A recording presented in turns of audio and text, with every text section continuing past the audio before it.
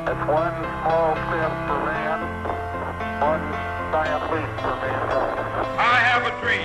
One day, this nation will rise up, live out the true meaning of its creed. We hold these truths to be self-evident that all men are created equal. The world will no longer remember what we say, but it can never forget what they did. Ask not what your country can do for you. Ask what you can do for your country.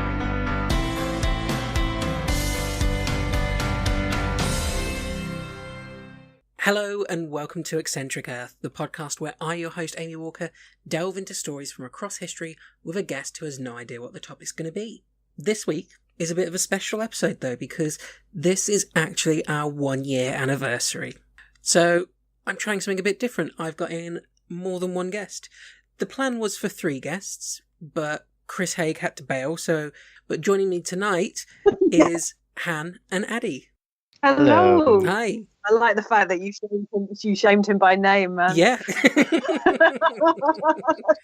I made a song where he said cunt like 30 times. Giving out his name is nothing at this point. Fair enough. No, thank you for coming on the show. I didn't know Chris knew that word. Oh, yes. Hey, Ninja. That wasn't Han making that sound? No, that was a cat. I don't know. I don't have one of those. I'm pretty sure that you've, experienced a heard cat? one, though. Is what I've heard cats. That was not a sound I recognized, though. Oh, yeah, true. Oh, yeah. No, that's the ninja beep. That was not a meow. That was more like... It was like a cat loading. Yeah, it's a cat reverse. Beep, beep, beep. 2 minutes and it's already descended into chaos. Well, were you expecting anything else, Amy? No. Also, you count this as chaos. That's adorable. Yeah.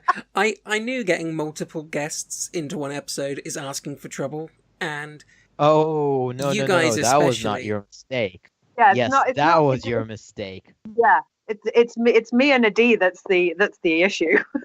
Yeah, it's not the fact that you had multiple guests. It's the fact that you have specific guests. It's basically like inviting 2 trickster gods on at the same time. We are greater than some of our parts. You got Peeves and Loki. Well, I think the topic I've picked might not be the best one then, because there's so much for you to take the piss out of and interfere with. Well, it is my pleasure to do so. Yep. Let's see if we can make this a 2-parter. Ooh, challenge accepted. Okay.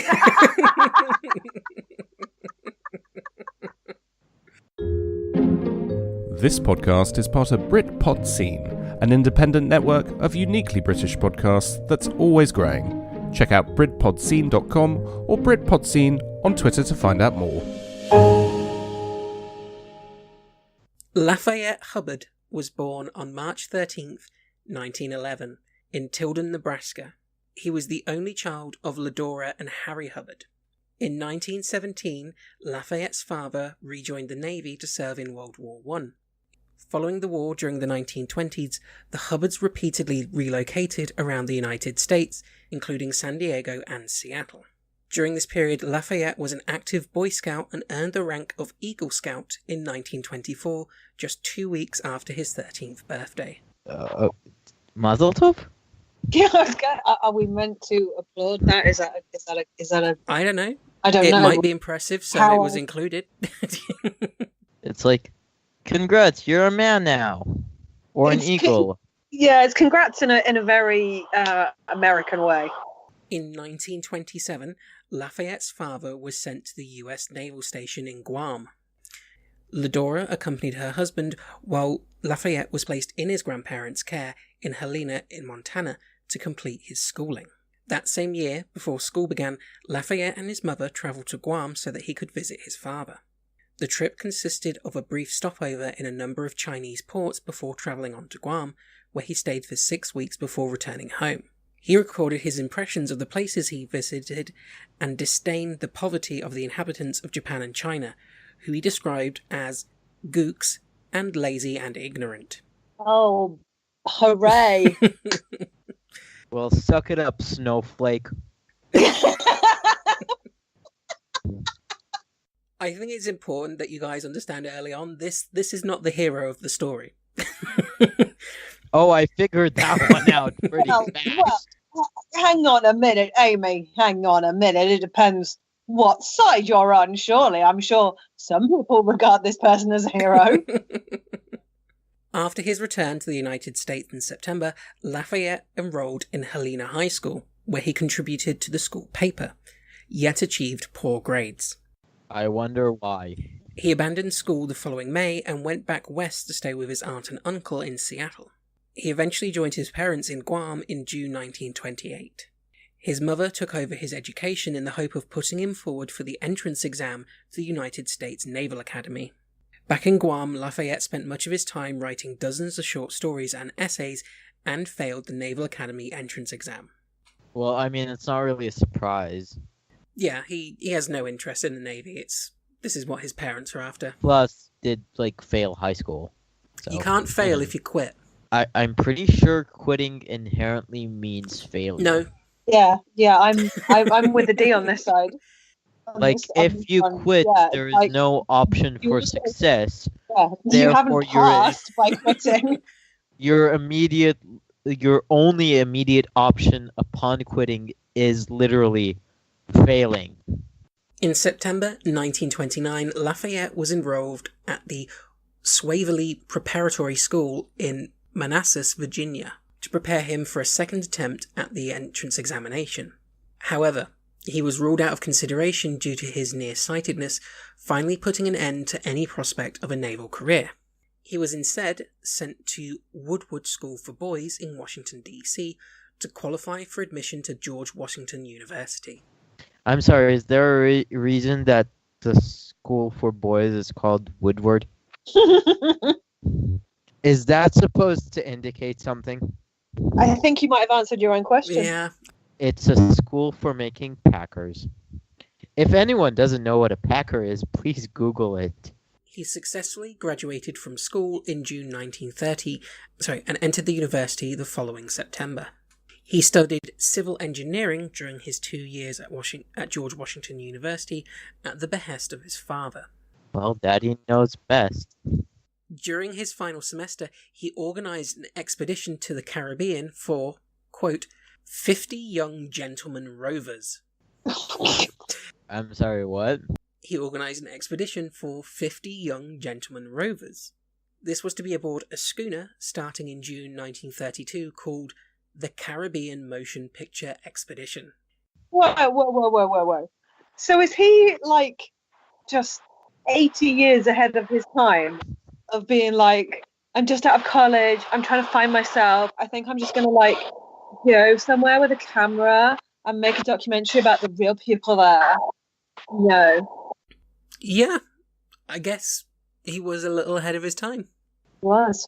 I think I'm thinking of the Coney 2012 guys. He claimed the aims of the expedition were to explore and film the pirate strongholds and boovic hunts of the Spanish Main, and to collect whatever one collects for exhibitions in museums.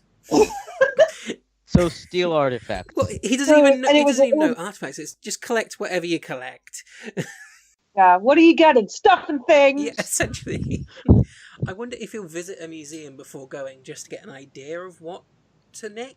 But I get the sense that he wouldn't. He's just gonna take the tiny signs that say what he's seeing from other museums worldwide. Well, I guess that's the stuff. The expedition ran into trouble even before it left port in Baltimore, when 10 members of the group quit. They figured out they can't sail? I think they figured out this is not going to end well. What? Once they were finally underway, strong storms blew the ship so far off course that it arrived in Bermuda instead of its intended destination. At this point, 11 more members they quit. really didn't know how to sail. So in Bermuda, 11 more members quit the expedition. God. More left when the ship arrived in Martinique. With the expedition running critically short of money, the ship's owners ordered it to return to Baltimore. Lafayette blamed the expedition's problems on the captain, saying, "The ship's dour Captain Garfield proved himself far less than the Captain Courageous, requiring Ron Hubbard's hand at both the helm and the charts. Sure, that's blame the captain. Okay. Lafayette later wrote that the expedition was a crazy idea at best, and I knew it, but I went ahead anyway, chartered a 4-masted schooner, and embarked with some 50 luckless souls who haven't stopped their cursings yet. He called it a 2-bit expedition and financial bust, which resulted in some of its participants making legal claims against him for refunds. I'm sorry, you're the one who squandered the money. He obviously thought he was going to make bank on it, though, didn't he? Yeah, he thought he was going to come out very rich. Unknown way. Because the fact that lots and lots of people quit before they even got to the island they were meant to, it's like, well, what can go wrong when you're en route? Did you not know what being on a ship was like? Or is it obvious that, like, there's perhaps not enough food and stuff? In 1932, following the devastating San Ciprian hurricane, Lafayette travelled to Puerto Rico in November to work for the Red Cross relief effort, something his father volunteered him for. I'm sorry, I would not go near that guy even if I was lying in a pool of my own blood. Don't worry. Anyone but him. He's not going to be helping many people. Yeah, I was going to say, it's like his dad sent him there, and he's just going to take the first excuse to, like, shirk his responsibility. He's not going to be like, oh, while I'm here, I may as well help humanity. He's going to be, fuck this noise. Well, according to his own recounts of his time there, he spent much of his time prospecting unsuccessfully for gold instead of helping those affected by the disaster. Classy. Super fucking classy. He said, harbouring the thought that the conquistadors might have left some gold behind, I determined to find it. Gold prospecting in the wake of the conquistadors on the hunting grounds of the pirates in the islands which still reek of Columbus is romantic, and I do not begrudge the sweat which splashed in muddy rivers and the bits of khaki which have probably blown away from the thorn bushes long ago. After a year or more intensive search, after wearing my palms thin wielding a simple pack, after essaying a few hundred sacks of ore, I came back a failure. I'm sorry, you left a failure. You had no option of redeeming yourself, sir. But he might have found gold whilst he's helping people hit by a hurricane. I mean, this just seems to be like quite prescient of Adi, who quite rightly pointed out that him quitting school was probably a bad idea. And so far, here's what I don't understand, right? Okay, so he has this idea that the conquistadors left some gold. Mm-hmm. So is he saying that he's looking for already mined gold that they've somehow hidden like a pirate? Or is he saying that they mined for gold there and there's obviously still going to be some gold? He thinks he's going to find it by mining for it, yeah. Okay, so he's a massive idiot. Oh, yeah. I mean, I thought we've established this at this point. Yeah, no, I was just, but there's shades of massive idiot. I like to be, I like to know exactly where we are with this guy.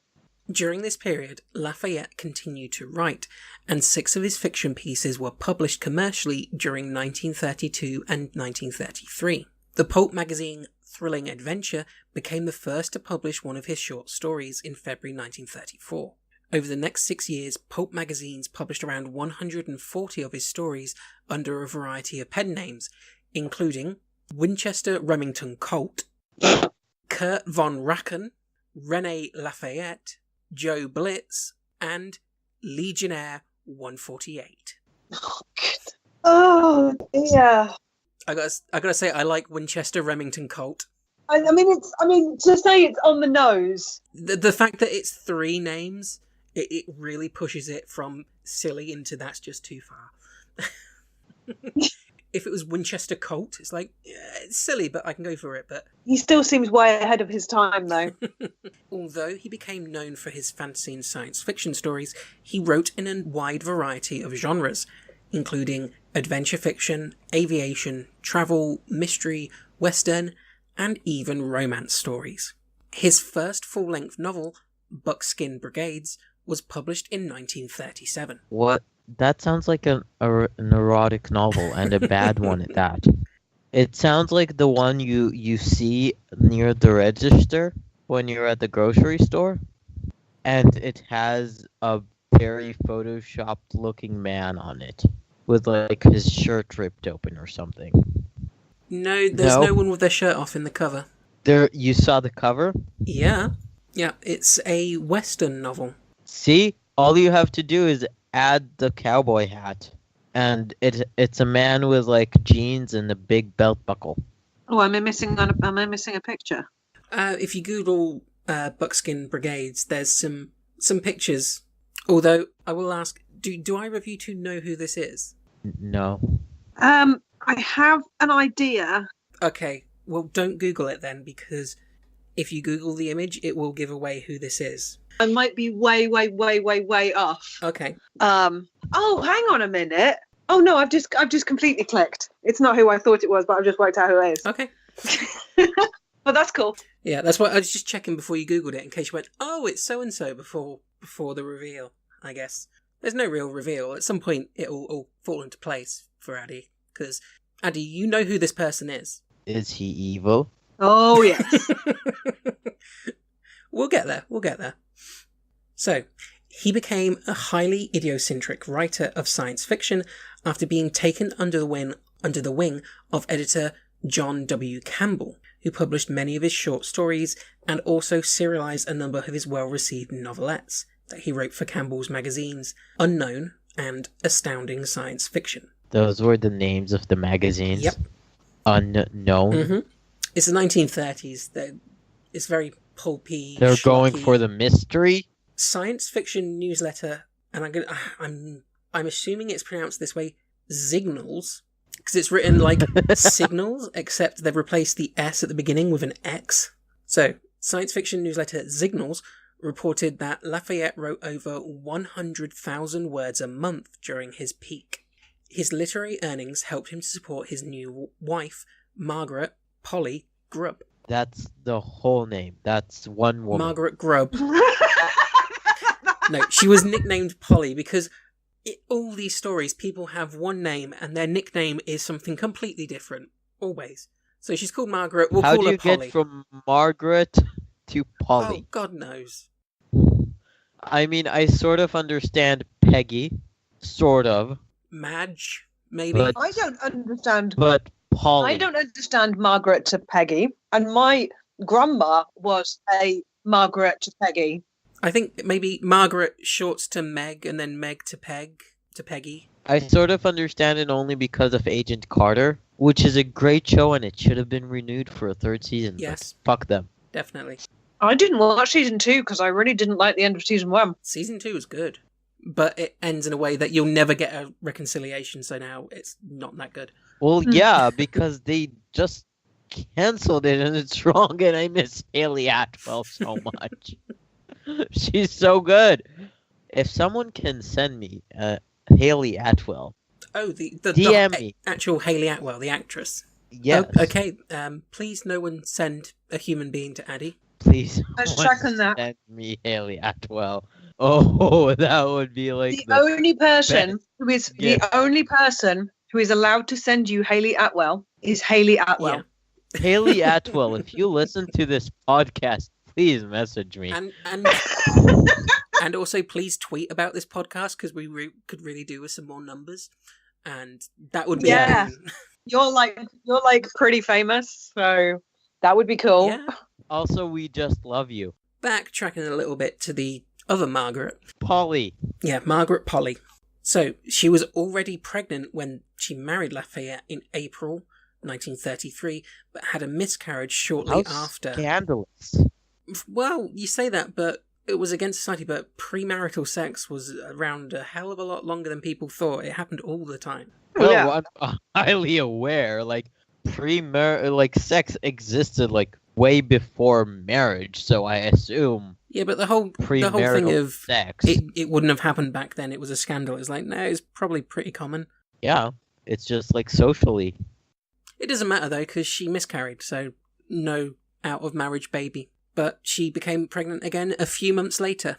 I mean, I am sorry that she had a miscarriage because it's very traumatic for people.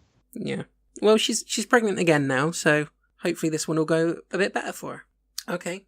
On May 7th, 1934, she gave birth prematurely to a son who was named Lafayette Ronald Hubbard Jr. and was nicknamed Nibs. Okay, I assume that because it's a premature baby, that would make more sense to call it Nibs than call his mother Polly. I don't know, Nibs just sounds weird. Because he's small, so Nibs. Their second child, Catherine May, was born on January 15th, 1936. In the spring of 1936, the family moved to Bremerton, Washington. They lived there for a time with Lafayette's aunt and grandmother before finding a place of their own at nearby South Colby. According to one of his friends at the time, they were in fairly dire straits for money, but sustained themselves on the income of his writings. Lafayette spent an increasing amount of time in New York City, working out of a hotel room where his wife suspected him of carrying out affairs. That's feasible. That's very feasible. Yeah, I'd put money on it. Not because I know what happens next. Just in general, he seems the sort who would have an affair. And there's a bed right there. What's he meant to do? I mean, usually people sleep on those. Oh, Addy. I mean, I said usually. Hotel beds? Also, do you really need hotel beds? You don't sleep on them. Also, do you really need a bed to have sex? No, but it can help. That depends. How bad is your back? My back's okay, my knee is really dodgy. That's why you're the one lying down. Let's not go into my sex positions. Because I was about to retort, but I was like, no, let's not open that can of worms. Almost hear. No, that would be for off the air. I could almost hear that thought process. How the fuck am I going to backtrack from where Addy has just taken this? Anyway, getting away from that last conversation, in 1938, Lafayette wrote a still unpublished manuscript called Excalibur. It was that little chuckle. That was. Good. The manuscript is said to have outlined the basic principles of human existence, and to have been the culmination of 20 years of research. Research of what? Human existence. Well, I think it's research. Research in inverted commas. Yeah. I don't think he can count himself as human enough to research humans.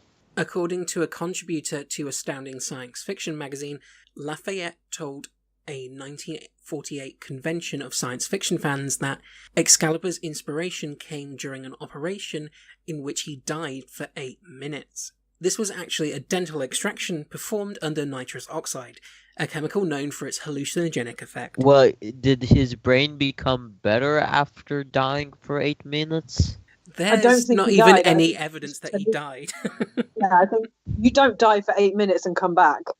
Without serious brain injury. But to be fair, if anyone has gone through that, I would trust it would be that guy. Lafayette said that he realized that, while he was dead, he had received a tremendous inspiration, a great message which he must impart to others. He sat at his typewriter for 6 days and nights, and nothing came out. But then, Excalibur emerged. That's a bad name for your penis. It's actually a pretty good name for a penis, since Excalibur is like a mythical sword. Yes, I know. But does that make you the Lady of the Lake? I mean, I assume if I ever met a guy or a woman that claimed their penis is called Excalibur, that would make me Arthur. No, I would assume that would make you the Stone.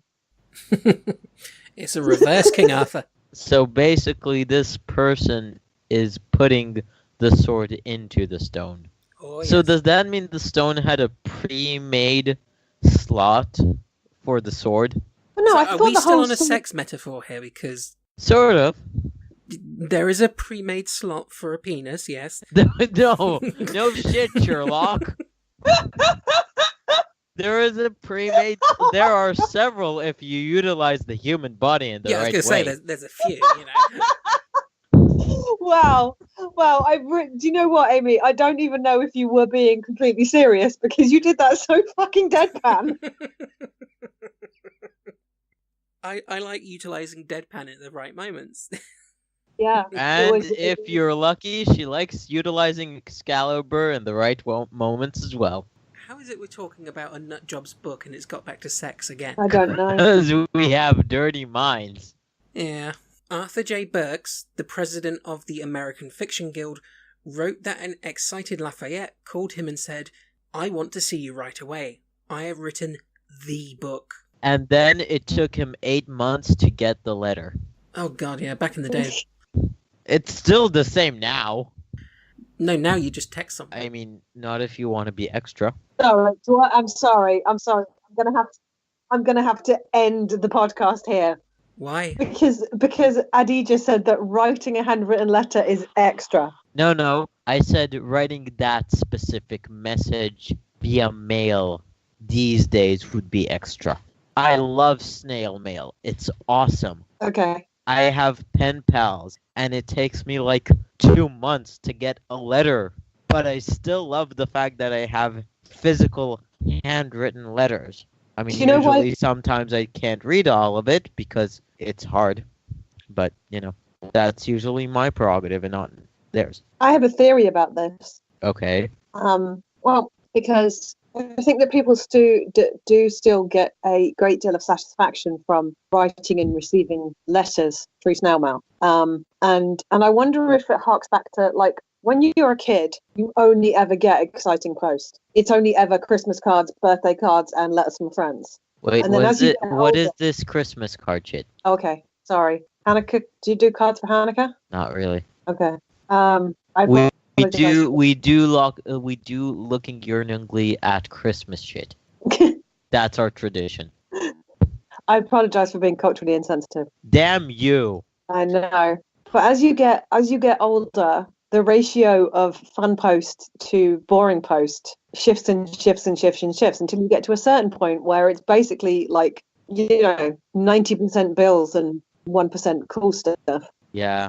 And I think that's why it's nice when you're walking down the stairs or you're walking to your mailbox and you see something that's got handwriting on it. You know it's not a bill. You know it's fun mail. It's fun post. Yeah, exactly. You don't get that on like emails and stuff. There's something very tangible about it. I like your theory. Let's keep that. Okay. It works. Makes I sense. mean, it's I used to like handwrite to people all the time, and it's something that I miss, but now I can't do it anymore. Lafayette believed that Excalibur would revolutionize everything, and that it was somewhat more important and would have a greater impact upon people than the Bible. Oh, so humble. Look, if you know you got the shit, you got the shit. I think he thought he's writing Harry Potter. I think he was right. I think he thought he was writing the Bible Mark II. Mark III. But obviously something changed. It's not even being published. It can't be. It's just too mind-blowing. Oh, okay. You Okay. can't handle the truth. I can't handle the sword. Oh my goodness. Sorry. I got Christmas cookies and I thought I was nearly at the end, but there's a whole other layer. Nice. According to Burks, Hubbard was so sure that he had something a way out and beyond anything else that he had sent telegrams to several book publishers telling them that he had written the book and that they were to meet him at Penn Station and he would discuss with them and go with whomever gave him the best offer. Nobody bought the manuscript. They Did were people show too up, though? blown away. People weren't interested at all. No one came to his Penn Station meeting. Well, I don't, because even in those days, when somebody says, I've written the book, but I'm not going to tell you about it unless you meet me, it's like, no. Yeah, he went full crazy. Mm-hmm. I mean, if he'd done that sort of like in 1890, that totes would have worked. Yeah, I can see that working in the 1800s. Yeah, totally. It's all about timing. Forrest J. Ackerman, later Lafayette's literary agent, said that Lafayette told him whoever read it either went insane or committed suicide. He said that the last time he had shown it to a publisher in New York, he walked into the office to find out what the reaction was. The publisher called for the reader came in with the manuscript, threw it on the table, and threw himself out the skyscraper window. Right, yeah.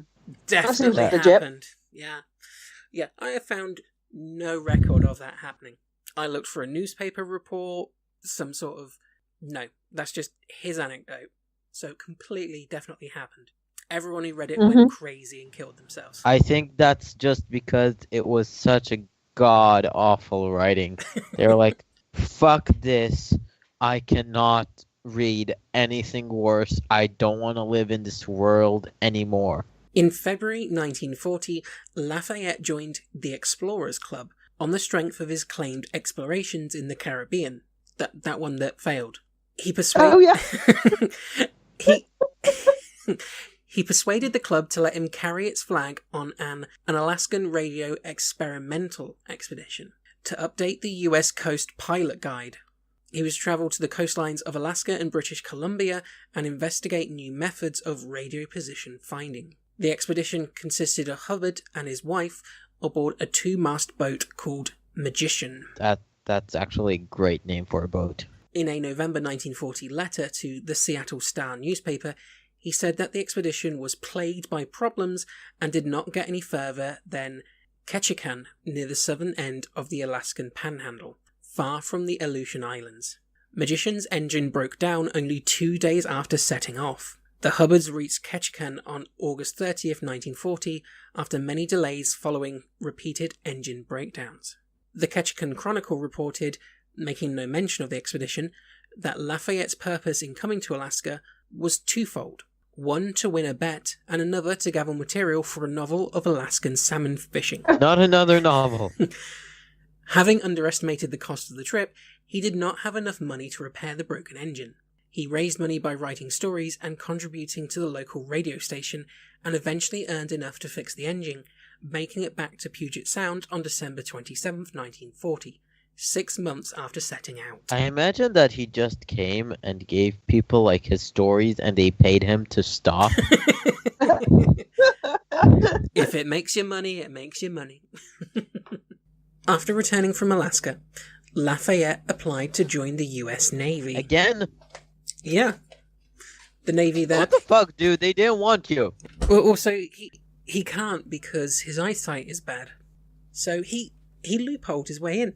His congressman, Warren G. Magnuson, wrote to President Roosevelt to recommend Lafayette as a gentleman of reputation, who was a respected explorer and had marine master's papers for more types of vessels than any other man in the United States. Oh, God. He was described as a key figure in writing organizations, making him politically potential nationally.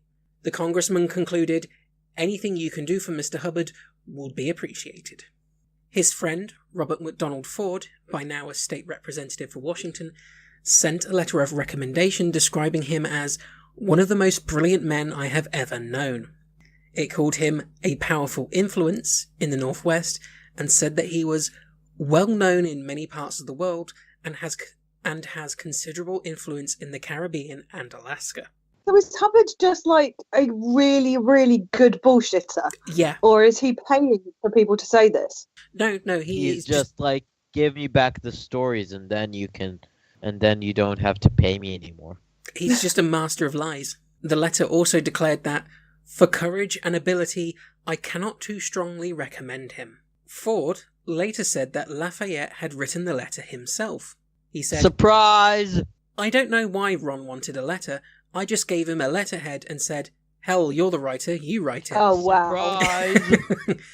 He was commissioned as a lieutenant in the US Navy Reserve on July 19th, 1941. Oh, no. Oh, that's bad timing, dude. Oh, no. What do you mean? That's perfect timing. Well, spoiler alert. Someone's gonna come.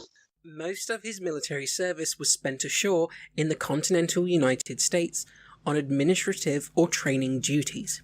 I think I might have done that really stupid. Hang on. Oh, okay, yeah. No, sorry. That was me being an idiot and thinking that the World War II started in 1942. No, it started in 1939. Yeah, I know that now. I just Googled it. I'm really, really bad with dates. Really bad. It's fine. You want an exact date? Because it was September 1st, 1939, when the Germans invaded Poland. Yes, but when was America getting involved? After Pearl Harbor, which hadn't happened yet. In 1941. Yep, in December. This is July. So Yeah, it still stands. So he picked we're a bad time. screwed.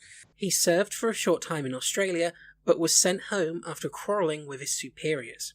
Surprise. He briefly commanded 2 anti-submarine vessels in coastal waters in 1942 and 1943.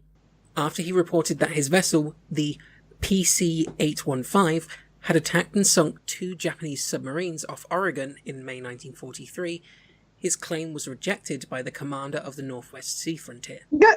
So he's just lying about sinking things now as well. Yeah. Are you surprised? Are you literally surprised by that, No, dude? I'm not. But the thing is that any accomplished liar knows that if you're gonna make a lie believable, you have to have it really difficult to corroborate, so people aren't going to bother trying to look for it. So saying I've got friends in the Caribbean, you're not going to check that out. I can get away with that. Saying I sunk ships on a submarine full of other people, that relies on an awful lot of people not saying something. That's a really terrible lie. That's why I'm saying it, because he seems like an accomplished liar up to this point. A month later, Lafayette mistakenly sailed the ship into Mexican territorial waters and conducted gunnery practice off the Coronado Islands in the belief that they were uninhabited and belonging to the United States. I'm not surprised anymore by anything by this guy. The Mexican government complained, and Lafayette was relieved of command. They complained? I wouldn't be surprised, though, if he knew and he just didn't give a shit. A fitness report written after the incident rated him as unsuitable for independent duties and, quote, lacking in the essential qualities of judgment, leadership, and cooperation. He served for a while as the navigational and training officer aboard the USS Algol while it was based at Portland. A fitness report from this period recommended promotion, describing him as a capable and energetic officer, but very temperamental, and above average navigator. Their average is probably really low. However, he never held another such position and did not serve aboard another ship after the Algol. The boats at this point were like, get that fucker off of us. Lafayette claimed that his life underwent a turbulent period immediately following World War II. After moving to California, his wife had refused to uproot their children from their home in Birmingham, Washington to join him there. The marriage was by now in terminal difficulties, and he chose to stay in California. In August 1945, he moved into the Pasadena mansion of John Jack Parsons, a leading rocket propulsion researcher at the California Institute of Technology and founder of the Jet Propulsion Laboratory. Just sheer curiosity, did that John person know he moved into his house? Yeah, he was okay or with it. Did he just appear there one day and like, I'm not moving, dude? Parsons led a double life as an avid occultist and Thelemite, a follower of the English ceremonial magician Aleister Crowley, and leader of a lodge of Crowley's magical order. That's a great name. Well, Aleister Crowley. Yes. He's a very interesting figure. We might cover him one day. Lafayette befriended Parsons and soon became sexually involved with his 21-year-old girlfriend, Sarah Betty Northrup. Wait. He started fucking his friend's girlfriend. Yep. Brilliant. Let's move on. Despite the fact that Lafayette was having sex with his girlfriend, Parsons was very impressed with him and reported it to Crowley. Well, yeah, that's because he was sitting in the corner watching, acknowledging his techniques. He wrote, "He is a gentleman. He has red hair, green eyes, is honest and intelligent, and we have become great friends. He moved in with me about 2 months ago, and although Betty and I are still friendly, she has transferred her sexual affection to Ron. Although he has no formal training in magic, he has an extraordinary amount of experience and understanding in the field. From some of his experiences, I deduce that he is in direct touch with some higher intelligence, possibly his guardian angel. He describes his angel as a beautiful winged woman with red hair who he calls the Empress, and who has guided him through his life and saved him many times. He is the most thelemic person I have ever met, and is in complete accord with our own principles." God damn it, dude. Lafayette became an enthusiastic member of the cult. The two men collaborated on the Babylon Working, a sex magic ritual intended to summon an incarnation of Babylon, the supreme thelemetic goddess. It was undertaken over several nights in February and March in 1946 in order to summon an elemental who would participate in further sex magic.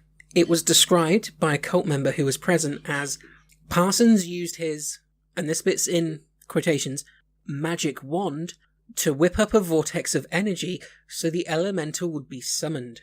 Translated into plain English, Parsons jerked off in the name of a spiritual advancement whilst Hubbard scanned the astral plane for signs and visions. That's the best way to explain it ever. The elemental arrived a few days later in the form of Marjorie Cameron, who agreed to participate in Parsons' rituals. Soon afterwards, Parsons, Lafayette and Sarah agreed to set up a business partnership, Allied Enterprises, in which they invested nearly their entire savings, the vast majority contributed by Parsons. The plan was for Lafayette and Sarah to buy yachts in Miami and sell them to the West Coast to sell for profit. However, Lafayette had a different idea. He wrote to the US Navy requesting permission to leave the country. Parsons attempted to recover his money by obtaining an injunction to prevent Lafayette and Sarah leaving the country or disposing of the remnants of his assets. They attempted to sail anywhere but were forced back to port by a storm. A week later, Allied Enterprises was dissolved. Parsons received only $2,900 from Lafayette. He had to sell his mansion to developers soon afterwards to recoup his losses. Oh, surprise. So he just completely ripped him off. Yep, and stole his girl because on August 10th, Lafayette married Sarah. Wait, wasn't he still with his wife? Yes, he is still married to Polly. It's not until a year later that his first wife learned that he had remarried. Even though they're still married. Well, they're not together, so... He agreed to divorce Polly in June that year, and the marriage was dissolved shortly afterwards, with Polly given custody of their children. Well, I mean, yeah, that would just make sense. The judge just looked at him and said, listen, dude, no. During this period, Lafayette authored a document called The Affirmations. They consisted of a series of statements relating to various physical, sexual, psychological, and social issues that he was encountering in his life. The affirmations appear to have been intended to be used as a form of self-hypnosis with the intent of resolving his psychological problems and instilling a positive mental attitude. Some of them included, your eyes are getting progressively better. They become bad when you use them as an excuse to escape the Naval Academy. You have no reason to keep them bad. You can tell all the romantic tales you wish, but you know which ones were lies. You have real enough experience to make anecdotes forever. Stick to your true adventures. And masturbation does not injure or make insane. Your parents were in error. Everyone masturbates. Oh. Okay, that one I sort of understand. That one should be taught especially to girls. Yeah, that's a standard one. It's like, it doesn't hurt anyone. Everyone does it. It's fine. I mean, if you do it too much, it can hurt you. Moderation is key sometimes. After his wedding to Sarah, the couple settled at Laguna Beach in California, where he resumed his fiction writing to supplement the small disability allowance that he received as a war veteran. After struggling to support himself for a number of years, he wrote to the VA, who eventually increased his pension. However, his money problems continued. On August 31st, 1948, he was arrested and pleaded guilty to a charge of petty theft, for which he was ordered to pay a $25 fine. In late 1948, he and Sarah moved to Savannah, Georgia. It was here that he began to make the first public mentions of what was to become Dianetics. His first thoughts on the subject were compiled in a short book called The Original Thesis, which contained basic conclusions about human aberrations and handling them with what he called auditing. His first published articles in Dianetics were Terra Incognita, The Mind, in the Explorer Club Journal, and another one that impacted people more heavily in astounding science fiction. The positive public response to these articles led him to expand into Dianetics, the modern science of mental health. He wrote in January 1949 that he was working on a book of psychology about the cause and cure of nervous tension, which he was going to call The Dark Sword, Excalibur, or Science of the Mind. Again with Excalibur? In April 1949, he wrote to several professional organizations to offer his research, and none were interested. His editor, John Campbell, invited Lafayette and Sarah to move into a cottage at Bay Head in New Jersey, not far from his own home. In July, Campbell recruited an acquaintance, Dr. Joseph Winter, to help develop Lafayette's new therapy of Dianetics. Campbell told Winter, "With cooperation from some institutions, some psychiatrists, Lafayette has worked on all types of cases. Institutionalized schizophrenics, apathies, manics, depressives, perverts, stuttering, neuroses, in all nearly 1,000 cases. But just a brief sampling of each type, he doesn't have a proper statistic in the usual sense. He has one statistic. He has cured every patient he has worked with. He has cured ulcers, arthritis, and asthma." Yeah, I can believe that. I believe it. The basic principle of Dianetics was that the brain recorded every experience and event in a person's life, even when unconscious. Bad or painful experiences were stored as what he called engrams in a reactive mind. These could be triggered later in life, causing emotional and physical problems. By carrying out a process he called auditing, a person could be regressed through his engrams to re-experience past experiences. This enabled engrams to be cleared. The subject would now be in a state of clear, which would be a perfectly functioning mind with an improved IQ and photographic memory. The clear would be cured of physical ailments ranging from poor eyesight to the common cold, which Lafayette claimed was psychosomatic.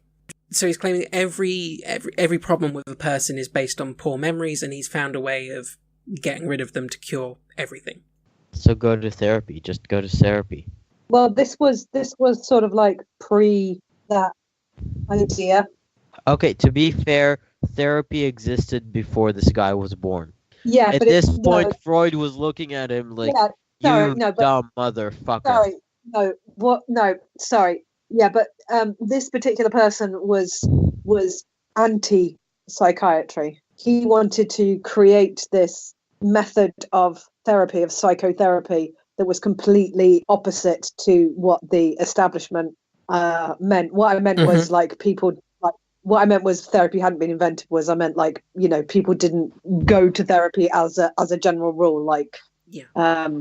People have a tendency to. This was the day where it's not talk about your issues, it's repress it, and the only people who go to therapists are, air quotes, crazy people.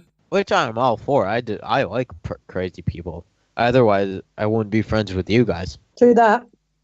Yeah. Also, if you think about it, Sigmund Freud, who created psychoanalysis, he didn't create psychiatry. He wasn't for psychiatry. He was up for therapy. He literally created the subject of a patient sitting on a couch for an hour at a time talking. That was his concept. He also created the idea of overpaying therapy, but that's when you got it, use it. Winter submitted a paper on Dianetics to the Journal of American Medical Association and the American Journal of Psychiatry, but both journals rejected it. Lafayette and his collaborators decided to announce Dianetics in Campbell's Astounding Science Fiction instead. Dianetics was launched in Astounding's May 1950 issue, and on 9th of May, the companion book Dianetics, The Modern Science of Mental Health was published. Lafayette abandoned freelance writing in order to promote Dianetics, writing several books about it in the next decade, delivering an estimated 4,000 lectures, whilst founding Dianetics research organizations. He called Dianetics a milestone for man comparable to his discovery of fire and superior to his invention of the wheel and the arch. God damn it. It was an immediate commercial success. By August 1950, it had sold 55,000 copies, selling at the rate of 4,000 a week, and was being translated into French, German, and Japanese. 500 Dianetic auditing groups had been set up across the United States. The American Psychological Association criticized the book's claims as not supported by empirical evidence. Scientific America said that the book contained more promises and less evidence per page than any publication since the invention of printing. I like that quote. That's kind of funny considering the first thing printed was the Bible. Apparently that has more evidence. You learn something new every day. Well, I think that people think that, I don't think that but the Bible is, written by God, so it's not like you need proof? Yeah. Okay. Fuck proof. The New Republic called the book A bold and immodest mixture of complete nonsense and perfectly reasonable common sense, taken from long acknowledged findings and disguised and distorted by a crazy and newly invented terminology. Dianetics was not cheap, yet people were nevertheless willing to pay. Surprise! Yeah. One member recalled doing little but tearing open envelopes and pulling out $500 checks from people who wanted to take an auditor's course. Financial controls were lax, and Lafayette withdrew large sums with no explanation of what he was doing with it. On one occasion, he took a lump sum of $56,000, equivalent to $500,000, out of the Los Angeles Foundation's proceeds. Cocaine. Probably. Lafayette played a very active role in the Dianetics boom, writing, lecturing, and training auditors. Many of those who knew him spoke of being impressed by his personal charisma. He had charisma. All you need to get rich is to be able to bullshit. Despite the commercial success, supporters soon began to have doubts about Dianetics. Really? I wonder why. Winter had become disillusioned and wrote that he had never seen a single convincing clear. He said, "I've seen some individuals who are supposed to have been clear, but their behaviour does not conform to the definition of the state." He also deplored the Foundation's omission of any serious scientific research. Dianetics lost public credibility in August 1950 when a presentation by Lafayette before an audience of 6,000 where he introduced a clear named Sonia. He told the audience that as a result of undergoing Dianetics, she now possessed perfect recall. In the demonstration that followed, she failed to remember a single formula in physics, the subject in which she was majoring, or the colour of Lafayette's tie when his back was turned. A large part of the audience got up and left. I mean, it was perfect. By late 1950, the Foundation was in financial crisis and more than $200,000 in debt, which comes to $1.6 million in today's currency. The collapse of Lafayette's marriage to Sarah created yet more problems. He had begun an affair with his 20-year-old public relations assistant in late 1950. God damn it, that cradle robber. While Sarah started a relationship with Dianetics auditor Mike Hollister. Lafayette secretly denounced the couple to FBI in March 1951, portraying them in a letter as communist infiltrators. Oh, fuck that guy. According to Lafayette, Sarah was currently intimate with communists, but evidently under coercion. Drug addiction set in fall 1950. Nothing of this is known to me until a few weeks ago. The FBI did not take him seriously. An agent annotated his correspondence with the comment, "appears mental." I mean, you just have to have a 2-minute conversation with that guy and you'd probably reach the same conclusion. Oh, I like that even in the midst of the communist scare and McCarthyism, some people are just like, no, dude, your wife's not having an affair because she's a communist. You're just nuts. Yeah, I think that he might be our hero. yeah, that FBI agent is the hero, yeah. 3 weeks later, Lafayette and 2 Foundation staff kidnapped Sarah and their year-old daughter Alexis and forcibly took them to San Bernardino, in California, where he attempted to find a doctor to examine Sarah and declare her insane. What is wrong with that dude? See the FBI comment, appears mental. No, at this point. He's mental, Annie. What is your damage? It will all become, as soon as you work out who this person actually is, you'll go, oh. At this point, you haven't even said his name. However, I assume because of the phrase Dianetics. No, you haven't said his, name. The name that he's known by. Yeah. It's coming. It'll be soon. So, he let Sarah go because he couldn't find a doctor to call her insane, but took Alexis to Havana in Cuba. Sarah filed a divorce suit in April 1951 that accused him of marrying her bigamously and subjecting her to sleep deprivation, beatings, strangulation, kidnapping, and extortions to commit suicide. At this point, I trust the woman more than him. Oh god, yeah. And just like, god damn it, man. She finally secured the return of her daughter in June 1951 by agreeing to a settlement with her husband in which she signed a statement written by him. The statement said, "The things I have said about L. Ron Hubbard in courts and the public prints have been grossly exaggerated or entirely false. I have not at any time believed otherwise that L. Ron Hubbard is a fine and brilliant man. To be fair, I wanted to say O before, but I didn't want to say his name in case you wanted to have a more dramatic reveal. It's not really a reveal, it's just... No, if you know what Dianetics is, it's not really a reveal, but I still didn't want to say his name. By the way, do you know I live on the same street as the Israeli branch of the Scientology church? Oh fuck, when this episode comes out, dude, you are screwed. Wow. Oh please, they don't know where I live. Well, they know you're on the same street now. You live on the same street as that church. It's a fucking long street. Oh yes, also they know how I look. And they listen. They always listen. I'm just saying, if they want you dead, you're gonna be dead. To be fair, I would be like really fair. Like I would be so what's the word? God damn it, I forgot now. Flattered? Yes, flattered if Scientology would assume I'm important enough to be followed and seen as a threat. Yeah. I would be like, oh fuck yeah, Damn, I'm a big deal, son. we're big enough for this shit. It's like one of those things, if you can somehow get, like, personally condemned by the Church of Scientology, or, like, you can get Trump to angry tweet about you, you are set up for life. You've got that fame now. It's a good foundation to go from. Don Purcell, a millionaire businessman and Dianeticist, agreed to support a new Dianetics foundation in Wichita.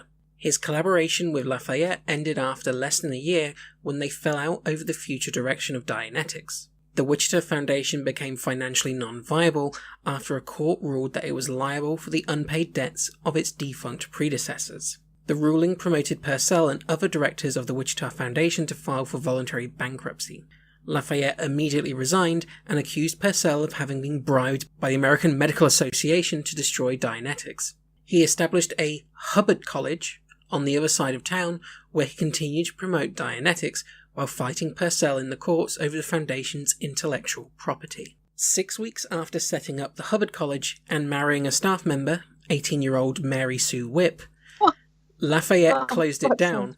Sorry, just like divorced, married, younger. Oh, yeah. Ooh. Yeah, he's definitely one of those creepy fuckers who likes to fuck teenagers. Lafayette closed the college down and moved with his new bride to Phoenix, Arizona. He established a Hubbard... At this point, I'm just imagining he's running away. Essentially, he just keeps skipping out on his problems, yeah. He established a Hubbard Association of Scientologists International to promote his new Science of Certainty, Scientology. Science God, of that's where it comes certainty. from. I didn't know that was where it came from. Mm-hmm. Dear, oh dear. It's not the best, but it's written by a madman, so what do you expect? Have you read Battlefield Earth? No. I've been tempted to a few times. I hear it's not as bad as the movie. Well, now bear in mind, I mean, I read it like before I knew anything about Scientology or L. Ron Hubbard or anything of that nature. It's not bad. It's actually quite an intriguing idea. Yeah, well, I've heard that, like, as a science fiction writer, he was pretty good. It's just he went mad. Well, did he go mad, or was this all a calculated way to make money and get people to worship him? You know, how many cult leaders have true intent and are just mentally ill, and how many cult leaders are just manipulative cunts? No, that's the comment I made after researching this when I was speaking to Martin was, this guy might be one of the smartest guys I've ever seen for the sheer amount of stuff he got away with and how manipulative he was. It's like he's just a con man. Yeah, absolutely. Yeah, he doesn't believe his bullshit, but he's a con man. I think to con a man to be ill implies that he's not responsible or culpable for his actions, and I think that he very much was. I think he was a very good con man, and that's the problem. Science fiction writer Harlan Ellison told a story of seeing Lafayette at a gathering at the Hydra Club in 1953. Lafayette was complaining of not being able to make a living on what he was being paid as a science fiction writer. Ellison says that Lester Del Rey, another sci-fi author, told Lafayette that what he needed to do to get rich was start a religion. Technically, they do get exempt from taxes. Oh yeah, starting a cult is a massively lucrative enterprise. That's why so many people do it. Lafayette expanded upon the basis of Dianetics to construct a spiritually orientated doctrine based on the concept that the true self of a person was a thetan, an immortal, omniscient... Sorry? Thetan. Okay. Thetan. An immortal, omniscient, and potentially omnipotent entity. Lafayette taught that thetans, having created the material universe, had forgotten their godlike powers and become trapped in physical bodies. Scientology aimed to habilitate each person's self, the thetan, to restore its original capacities and become once again an operating thetan.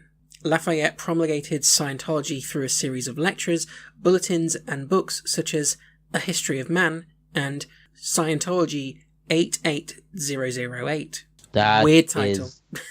It's actually 8-8008.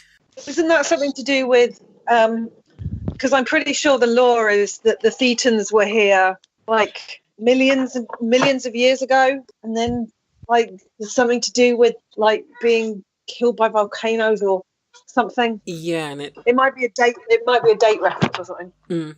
I'm sure it ties in somewhere to his thing. Scientology was organised in a very different way from the Dianetics movement. The Hubbard's Association of Scientologists was the only official Scientology organisation. Training procedures and doctrines were standardised and promoted through Hubbard Association Scientologist publications, and administrators and auditors were not permitted to deviate from Hubbard's approach. Branches, or orgs, were organised as franchises, rather like a fast food restaurant chain. Each franchise holder was required to pay 10% of income to Hubbard's central organisation. They were expected to find new recruits, known as raw meat, but were restricted to providing only basic services. Lafayette started off with only a few dozen followers, generally dedicated Dianetics. He was joined in Phoenix by his 18-year-old son Nibs, who's the same age as his wife, who had been unable to settle down in high school. Did I make that a little bit creepier? Was there an amount of non-creepy here? Well, I just twinked when I read that it's the same age as his wife. It's like, yeah. There's like knowing that she's 18 is creepy, and then having it brought home that he has a son who's 18 means that he's loads more than 18 years older than her, makes it super creepy. Yeah. It's one thing when you're old enough to be someone's parent, but when you're even older than that, it's all layers of creepy. If you were an adult before they were born, that's fucking creepy. Yep. Nibs had decided to become a Scientologist, moving into his father's home, and went on to become a Scientology staff member and professor. Oh, Nibs, do you just want to be loved by your daddy? Yeah. On September 24th, 1952, Lafayette's wife Mary Sue gave birth to their first child, a daughter who they named Diana Meredith DeWolf Hubbard. DeWolf.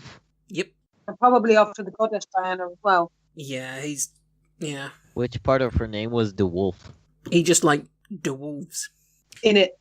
In February 1953, Lafayette acquired a doctorate from the unaccredited Sequoia University. According to a Scientology biography, this was given in recognition of his outstanding work on Dianetics. However... Or he just paid them enough. Yeah, it's basically a give them money and they give you... A piece of paper. Yeah. Have fun.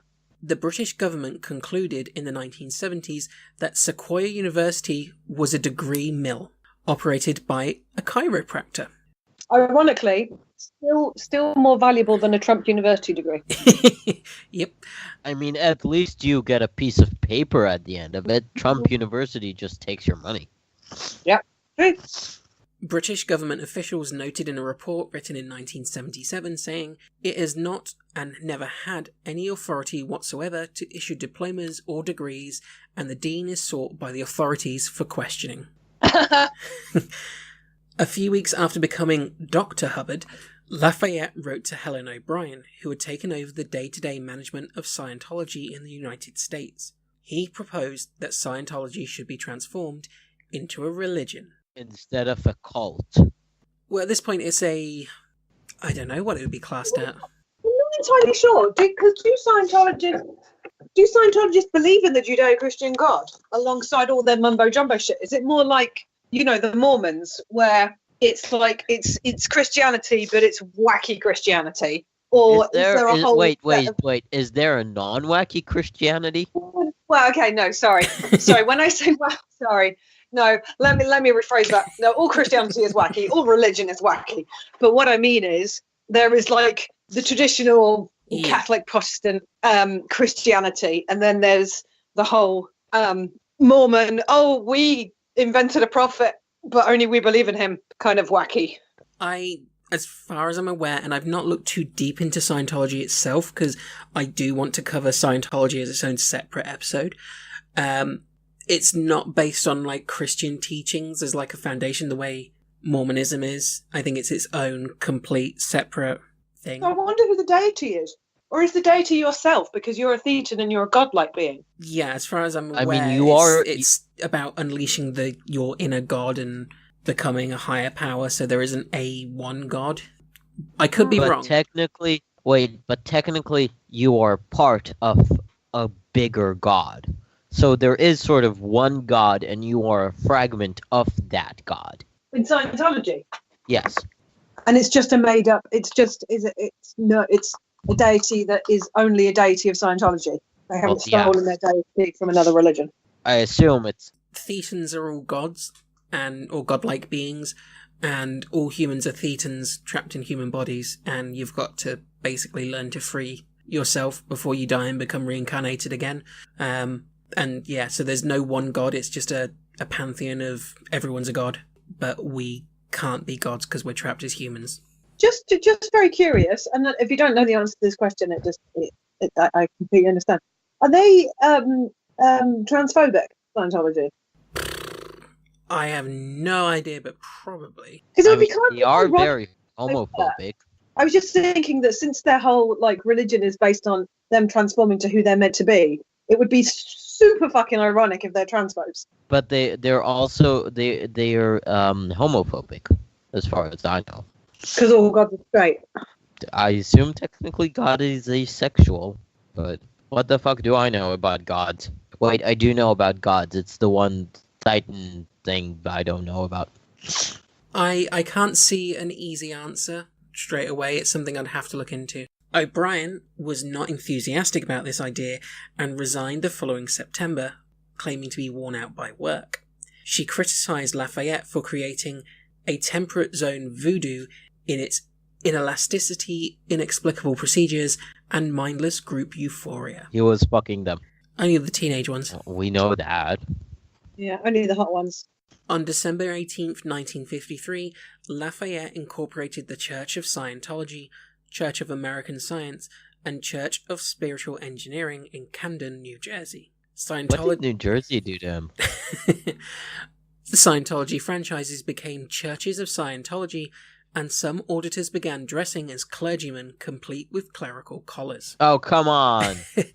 If they were arrested in the course of their activities, Lafayette advised they should sue for massive damages for molesting a man of God going about his business. Oh, come on! Wow. I'm surprised that more Americans aren't pissed about this, because he's basically taken their stupidity about Christianity and completely taken advantage of it. Yeah. Through tax loopholes and, people being treated with deference and stuff. I'm surprised they're not more pissed. I think it's because famous people are on board, and famous people are so beloved that it's okay. And again, that's why I'm surprised that it's not basically the same Judeo-Christian God, because, but then I guess the Christians just think that it's godless Hollywood anyway, don't they? So Lafayette marketed Scientology through medical claims, such as attracting polio sufferers by presenting the Church of Scientology as a scientific research foundation investigating polio cases. Ugh. Oh, come on! One advertisement during this period stated, "Plagued by illness, we'll make you able to have good health. Get processed by the finest capable auditors in the world today. personally coached and monitored by L. Ron Hubbard. Scientology became highly profitable, and Lafayette was being paid around $250,000 a year. Oof, in the 50s? Yeah, the equivalent of $2.2 million. During this period, Mary Sue gave birth to 3 more children. Wow. They're really rocking it. Yeah, so their second child, Jeffrey Quentin Macaulay, was born on January 6, 1954. Mary Suzette Rochelle on February 13th, 1955, and Arthur Ronald Conway on June 6, 1958. In the spring of 1959, he used his newfound wealth to purchase St Hill Manor, 18th century country house in Sussex, formerly owned by Sawai Man Singh II, Maharaja of Jaipur. The house became his permanent residence and an international training centre for Scientologists. Doesn't Scientology still own that? Yeah, as far as I'm aware, I they didn't do. know they had such a presence in this country. Yeah, they fucking do, man. They're I like, know we don't. Sorry, I know that they've got I know. Sorry, I didn't know that L. Ron Hubbard lived here for years. I didn't know that. Yeah, I've just looked it up, Han. It is still a centre for Scientology today. Wow. That's insane. I've thrown a couple of pictures of the manor onto Skype. Holy shit. well, fuck. That's wow. It's an impressive building, isn't it? Yeah. Owning that is like, dude. By the start of the 1960s, Lafayette was the leader of a worldwide movement with thousands of followers. However, he believed that Scientology was being infiltrated by saboteurs and spies and introduced security checking to identify those he termed potential trouble sources and suppressive persons. Members of the Church of Scientology were interrogated with the aid of e-meters and were asked questions such as, have you ever practiced homosexuality? And have you ever had an unkind thought about L. Ron Hubbard? I haven't practiced homosexuality. I do it without practice. I was going to say, I don't practice homosexuality. I succeed at homosexuality. I perfected it. Scientologists were even interrogated about crimes committed in their past lives. Questions such as, have you ever destroyed a culture?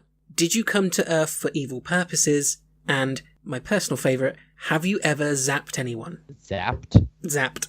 Well, I mean, if my brother used one of those mosquito zappers on me several times, does that count? Yes. Yeah, you said zapped. Well, yeah. Well, shit, he's not allowed in the Church of Scientology. Yep. Lafayette also sought to exert political influence, advising Scientologists to vote against Richard Nixon in the 1960 presidential elections, and establishing a Department of Government Affairs to bring the government and hostile philosophies or societies into a state of complete compliance with the goals of Scientology. To be fair, that's like one of the only things I agree with. I'm not voting for Nixon. Yeah. Yeah.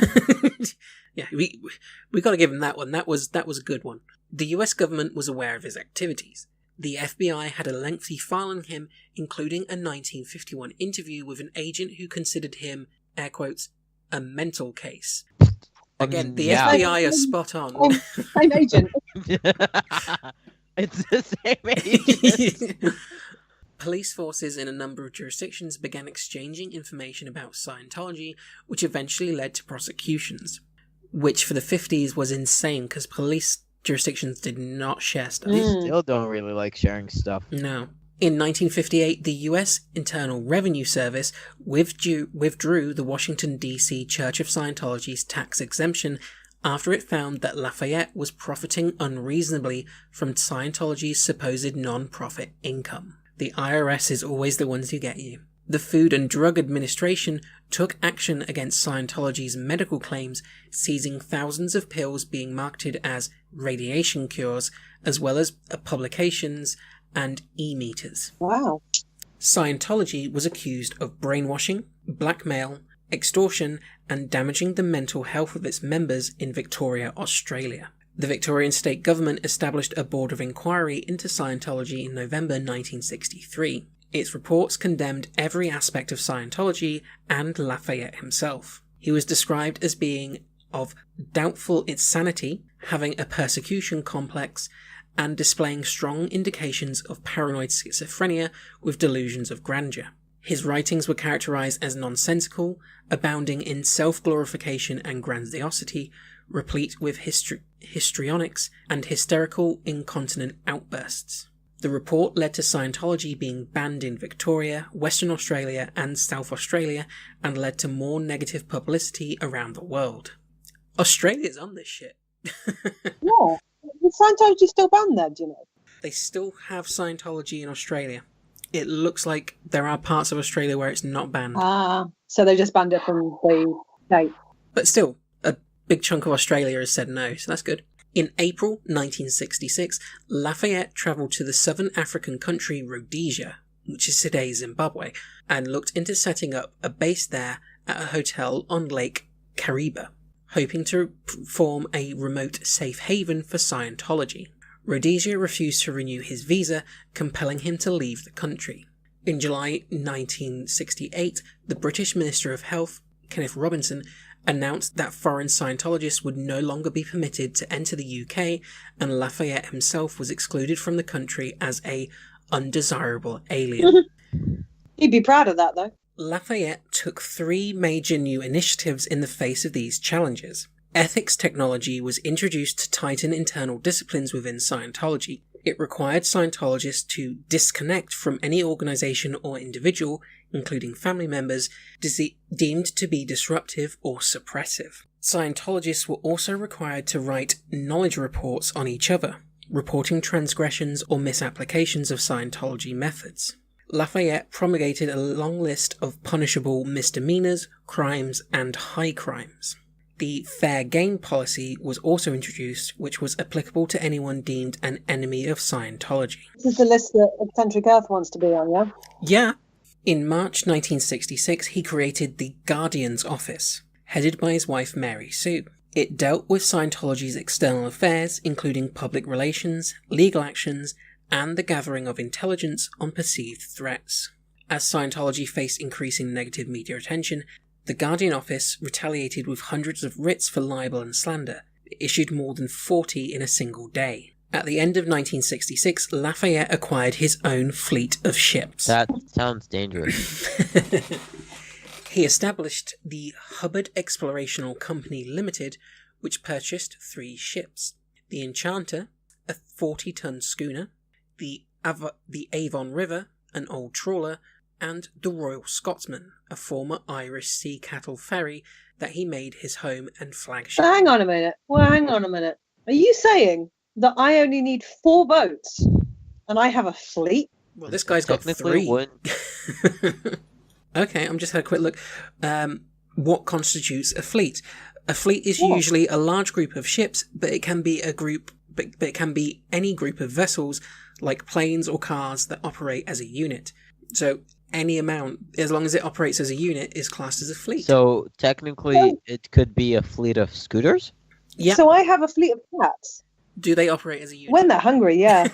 His ships were crewed by the Sea Organization, or Sea Org, a group of Scientologist volunteers with the support of a couple of professional seamen. Is it because I said seamen? Yeah. Yeah. Wait, what is the application process to be a seaman? Do you just, check if you can swim along? Well, when I was at school, we did, pretend Navy, Army, Air Force, and I was in the pretend Navy, and I got my able seaman certificate. So I'm not just a seaman, I'm an able seaman. I thought you were a disabled seaman. I am now, but back then I wasn't. Even the best seamen lose it. Indeed. In early 1967, Sea Org began an 8-year voyage, sailing from port to port in the Mediterranean Sea and east to North Atlantic. Taken back, we don't want him. Ken Urquhart, Ken, Lafayette's personal assistant at the time, later recalled, Hubbard said we had to keep moving because there were so many people after him. If they caught up with him, they would cause him so much trouble that he would be unable to continue his work. Scientology would not get into the world, and there would be a social and economic chaos, if not a nuclear holocaust. Hang on 2 seconds. Get out of here. 1, I think the Seaman is back. I assume that's the Scientologist breaking into a house. No, it's just They found her. if it is, they've been watching me for a while. You've said the name L. Ron Hubbard too many times, they come for you. Damn. It's like Bloody Mary. Ninja will protect me, won't you, Ninja? Sure. You're going to go and get the cat flap. The fleet of cats. He received daily telex messages from Scientology organizations around the world reporting their statistics and income. The Church of Scientology sent him $15,000, the equivalent of $110,000 a week, and millions of dollars were transferred to his bank accounts. Couriers arrived regularly, conveying luxury food or cash that had been smuggled from England to avoid currency export restrictions. Lafayette sought to establish a safe haven in a friendly little country where Scientology would be allowed to prosper. The fleet, Oh, God. the fleet stayed at Corfu for several months between 1968 and 1969. He renamed his ships after Greek gods. Oh, goddess, the hubris. The Sea Org was represented as Professor Hubbard's philosophy school in a telegram to the Greek government. In March 1969, however, he and his ships were ordered to leave. I'm just imagining, like, Cyprus and Greece and Israel just no. yeah, just no. That's all we have to say. Like, no, we're not even going to engage. Just no. just, we're insane enough as it is here. Just leave. Are you sure you want to come in here? I don't think so. Scientologists around the world were presented with a glamorous picture of life in the Sea Org, and many applied to joining them aboard the fleet. What they found was rather different from the image. Most of those joining had no nautical experience. Mechanical That's difficulties surprising. and blunders by the crews led to a series of embarrassing incidents and near disasters. Again, surprising. Yeah, it's in keeping with all his other expeditions. Mm-hmm. Yeah. Following one incident, in which the rudder of the Royal Scotsman was damaged during a storm, Lafayette ordered the ship's entire crew to be reduced to condition of liability and wear grey rags tied to their arms. The ship itself was treated the same way, with dirty tarpaulins tied around the funnel to symbolise its lower status. I just imagine that he's gonna get the ship off the ship and tie grey rags. Is this dude around really the arm. trying to shame a boat right now? Yes, he's shaming a boat. He's shaming his own boat. He's shaming. He's like, you bad boat. That's the fucked up part, though. He's shaming his After all I've own done for you, boat. I've shown you the world. According to those on board, conditions were appalling. The crew was worked to the point of exhaustion, given meagre rations, and forbidden to wash or change their clothes for several weeks. Lafayette maintained a harsh disciplinary regime aboard the fleet, punishing mistakes by confining people in the Royal Scotsman's bilge tanks without toilet facilities and with food provided in buckets. At other times, his crew members were thrown overboard while he filmed them. Well, the good news is at least you get to shower. David Mayo, a Sea Org member at the time, later said, "We tried not to think too hard about his behaviour. It was not rational much of the time, but to even consider such a thing was a discreditable thought, and you couldn't allow yourself to have any discreditable thoughts. One of the questions in the security check was, have you ever had any unkind thoughts about L. Ron Hubbard? And you could get into very serious trouble if you had. So you tried hard not to." I'm just imagining, like, the people being thrown overboard, just swimming to, like, Greece, and it's like, save us. I've made a terrible mistake. Oh, this just gets creepier. Really? Yeah. How? You'll see, in 1970, Lafayette was attended aboard ships by the children of Sea Org members. They were mainly young girls, dressed in hot pants and halter tops, who were responsible for running errands for him, such as lighting his cigars, dressing him, or relaying his verbal commands to members of the crew. Oh, God, please make it stop. So he has a harem of girls. And I say girls because they are not adults, they are girls. Oh, no. Oh, no. During the 1970s, Lafayette faced an increased number of legal threats. French prosecutors charged him... Is one of them pedophilia? Unfortunately not. French prosecutors charged him and the French Church of Scientology with fraud and customs violations in 1972. He was advised that he was at risk of being extradited to France. He left the Sea Org fleet temporarily at the end of 1972, living incognito in Queens, New York. He returned to his flagship in September 1973 when the threat had abated. His health deteriorated significantly during this period. A chain smoker, he also suffered from bursitis and excessive weight and had a prominent growth on his forehead. Sounds sexy. You don't need to be sexy when you can order the children of your followers to dress skimpy. Ugh. And dress you. And light your cigars. He suffered serious injuries in a motorcycle accident in 1973 and had a heart attack in 1975. In September 1978, he had a pulmonary embolism, falling into a coma, but later recovered. He remained active in managing and developing Scientology, establishing the controversial Rehabilitation Project Force in 1974. However, the Sea Org's voyages were coming to an end. The Apollo was banned from several Spanish ports and was expelled from Curaçao in October 1975. The Sea Org came to be suspected of being a CIA operation, leading to a riot in Funchal, Madeira. When the Madeira. Madeira, I was right. Like the cake. Yay. Yep. When the Apollo docks there. That's your point of reference. Yes. I love it. That's brilliant. Well, in this country, it's either cake or sherry, so... At the time, the Apollo Stars, a musical group founded by Lafayette and made up of entirely shipbound members of Sea Org, was offering... Oh, no! was offering free on-pier concerts in an attempt to promote Scientology, and the riot occurred at one of these events. Lafayette decided to relocate back to the United States to establish a land base for the Sea Org in October 1975, he moved into a hotel suite in Daytona Beach. The Fort Harrison Hotel in Clearwater, Florida was secretly acquired as the location for the land base. On December 5th, he and his wife Mary Sue moved into a condominium complex in nearby Dunedin. Their presence was meant to be a closely guarded secret, but was accidentally compromised the following month.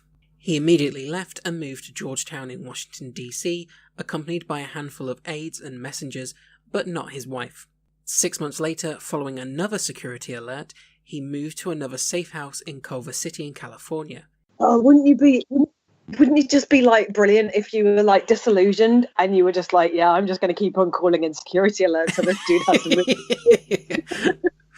Oh, that would be good. I'm just imagining that every time it's also the same FBI agent just showing up. He lived there for only about 3 months. His second son, Quentin, committed suicide a few weeks later in Las Vegas. Well, yeah, after you listen to who your father is. Throughout this period, Lafayette was heavily involved in directing the activities of the Guardian's office. He believed that Scientology was being attacked by an international Nazi conspiracy, which he termed Tenyaka Memorial. He believed it was doing so through a network of drug companies, banks, and psychiatrists in a bid to take over the world. In 1973, he instigated the Snow White program and directed the GO to remove negative reports about Scientology from government files and track down their sources. The Guardian's office was ordered to get all false and secret files on Scientology and L. Ron Hubbard that cannot be obtained legally by all possible lines of approach, including job penetration, janitor penetration, suitable guises utilizing covers. The GO carried out covert campaigns on his behalf, and he was kept informed of their operations, such as the theft of medical records from a hospital, harassment of psychiatrists, and infiltrations of organizations that had been critical of Scientology in the past. How the fuck have they gotten away with all this? I know, it's insane. Yeah. Members of the GO infiltrated and burglarized numerous government organizations, including the US Department of Justice and the IRS. After 2 GO agents were caught in the Washington, D.C. headquarters of the IRS, the FBI carried out simultaneous raids on their offices in Los Angeles and Washington, D.C. They retrieved wiretap equipment, burglary tools, and some 90,000 pages of incriminating documents. Despite this, Lafayette was not prosecuted. God. I'm I'm just at this point just fuck this shit. Fuck everything about this shit. Yeah. His wife, Mary Sue, was indicted and subsequently convicted of conspiracy, and she was sent to a federal prison along with 10 other Scientologists. Holy shit! How many years did she get? I'm sorry. Wait. After everything that happened, she's the one being sent to prison? Well, yeah, because he put her in charge of the Guardian's office so that she would take the fall. I hate this guy. How many years did she get? Okay, she was sentenced to 4 years. She got out after a year, though. Oh, good. Well, still, I wouldn't want to do a year in federal fucking prison. No. For my pedophile husband. Yeah. In February 1978, a French court convicted Lafayette in absentia for obtaining money under false pretenses. He was sentenced to 4 years in prison and 35,000 francs, equivalent of $7,000 fine, which comes to 26,000 today. Considering how much he's making a year, though, it's Yeah, that's like nothing. it's like any of Pennies, these. it's pennies. People. It's like, you know, they call it the cost of doing business because it doesn't actually affect them. He went into hiding in April 1979, moving to an apartment in Hemet, California, where his only contact with the outside world was via 10 trusted messengers. He cut contact with everyone else, even his wife, who he saw for the last time in August 1979. Good riddance, dude. Paranoia. Yep, but is it paranoia? Because the government is out to get him.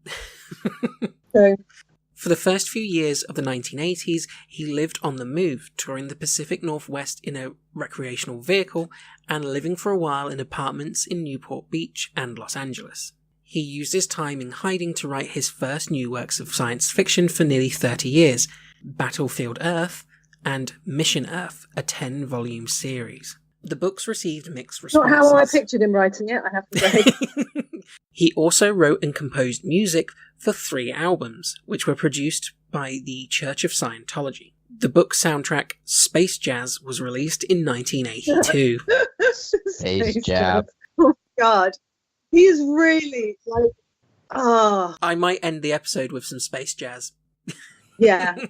I think you definitely have to find some space jazz. In his absence, members of the Sea Org staged a takeover of the Church of Scientology and purged many veteran Scientologists. A young messenger, David Miscavige, became Scientology's de facto leader. Mary Sue Hubbard was forced to resign her position, and her daughter Suzette became Miscavige's personal maid. Lafayette lived in a luxury Bluebird motorhome on Whispering Winds, a 160-acre ranch near Creston, California. That is the best name ever. So he remained in deep hiding whilst living there, whilst controversy raged in the outside world about whether he was still alive or where he was. He spent his time writing and researching, according to a spokesperson, and pursuing photography and music, overseeing construction work and checking on his animals. He repeatedly redesigned his property, spending millions of dollars remodeling the ranch house and building a quarter-mile racehorse track with an observation tower, which was never used. Why would he do that? Delusions of grandeur. Yep. If you have the money, why not? He was still closely involved in managing the Church of Scientology via secretly delivered orders and continued to receive large amounts of money, of which Forbes magazine estimated at least 200 million was gathered in Hubbard's name through 1982. That's 200 million 200? In 1982. Holy fuck. And do you know what? He's so the type of person to be getting such a massive hard-on for, like, you know, living in the desert and outwitting the feds and communicating in secret orders, all that shit. Oh my god. That's How much is that in today's money? 730 million in 1 year. Oh, fuck me gently with it.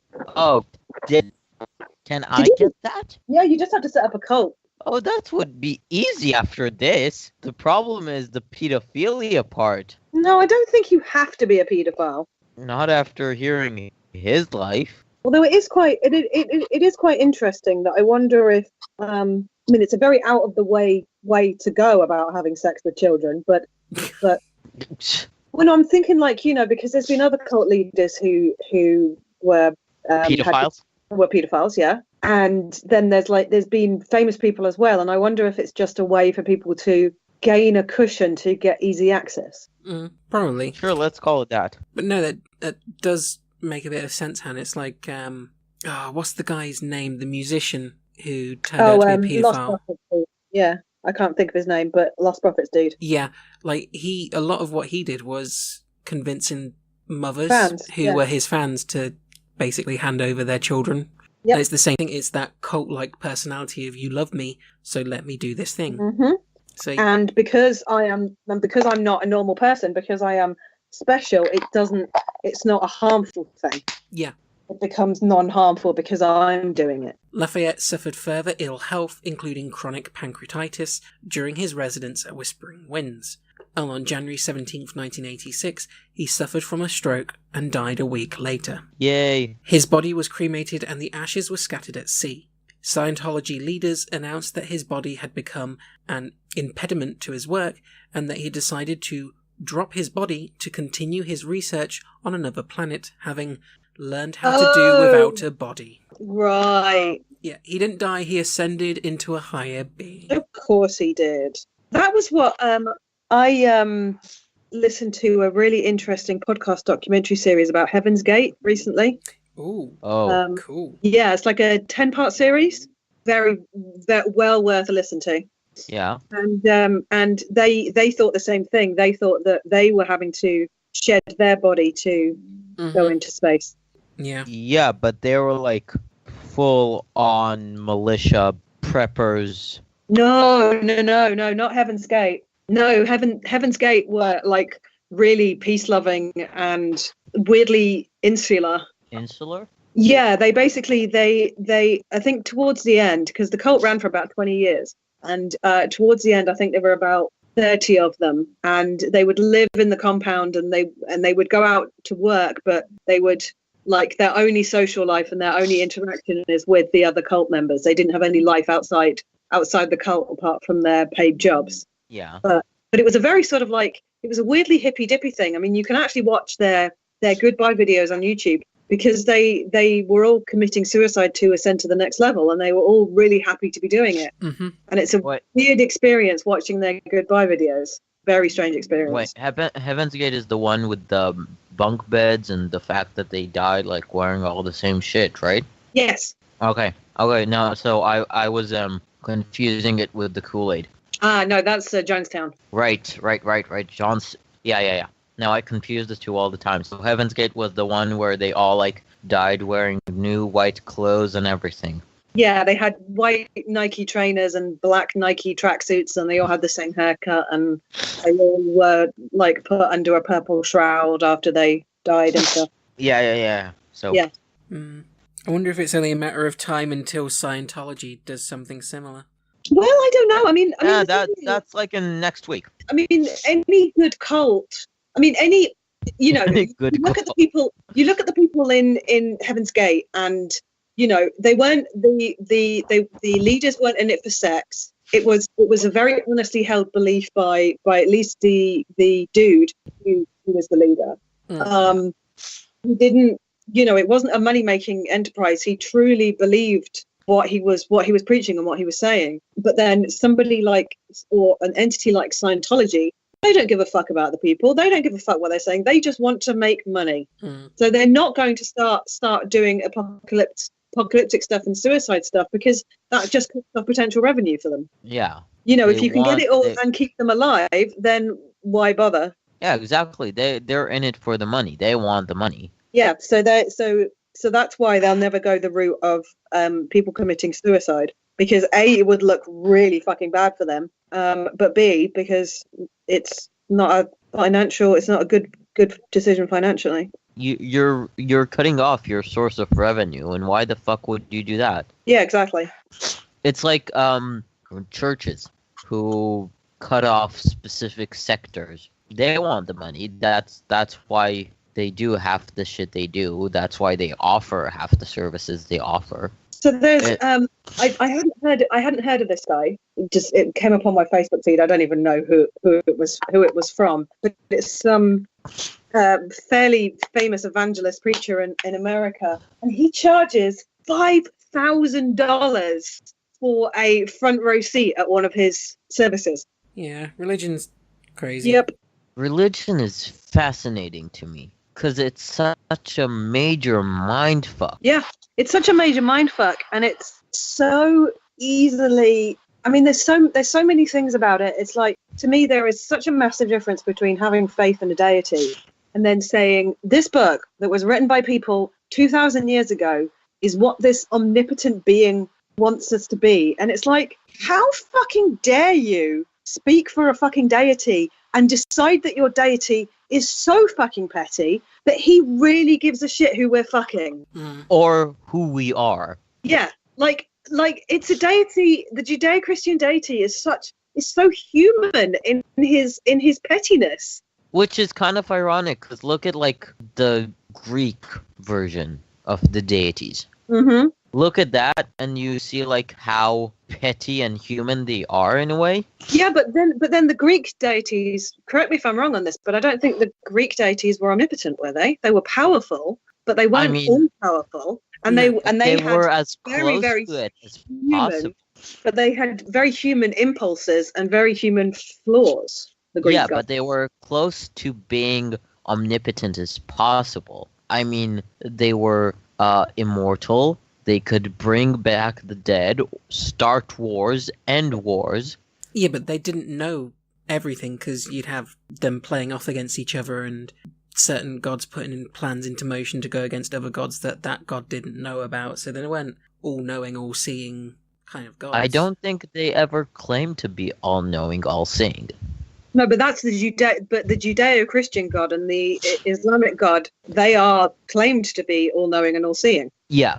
But it just becomes a headfuck when it's like, how can you really, like, aside from all the, like, you know, contradictions and ridiculousness, and like if you remotely put a critical head on for 5 minutes, you could turn around and go, well, this is all bullshit. But It's like, what happens if you're wrong? You do realize that Christians don't even make up, like, the bulk of the world. So if your God is the right God, then that condemns billions of people to hell purely from the accident of their geographic birth. Does that seem fucking fair to you? Oh, religion is not about fairness. Well, yes. No, but it just seems like, to me, it's like the pure logic of the fact that if you're right, everyone else has to be wrong, which means everyone else is going to hell. And I cannot understand. I couldn't understand God would allow that. Yeah, I couldn't understand you being up for a deity who would allow that. Or think about the fact that if there is a god or a deity or whatever that allows for, you know, the concept of religion and everything, think about what if their final message is literally the form of acceptance, like you accept everyone.